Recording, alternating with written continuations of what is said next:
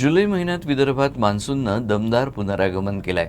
संपूर्ण विदर्भात सरासरीपेक्षा 21% अधिक पावसाची नोंद झाली असून गोंदिया, बुलढाणा आणि यवतमाळ जिल्ह्यांमध्ये विक्रमी पाऊस झालाय।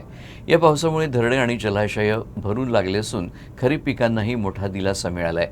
मात्र अमरावती जिल्हा यंदाही सरासरी पावसापासून मागे राहिला आहे। जुलै 2026 मध्ये मान्सूननं विदर्भात जोरदार हजेरी लावत सर्वसाधारणपेक्षा अधिक पाऊस झाला आहे।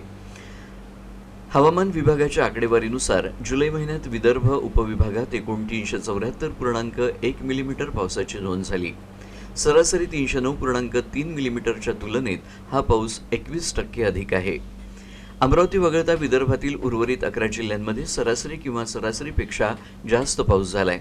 सर्वाधिक पावसाची नोंद गोंदिया जिल्ह्यात झाली असून इथं 668.3 मिलीमीटर म्हणजेच सरासरीपेक्षा 56% अधिक पाऊस झालाय। बुलढाणा आणि यवतमाळ जिल्ह्यातही 51% अधिक पावसाची नोंद झाली आहे।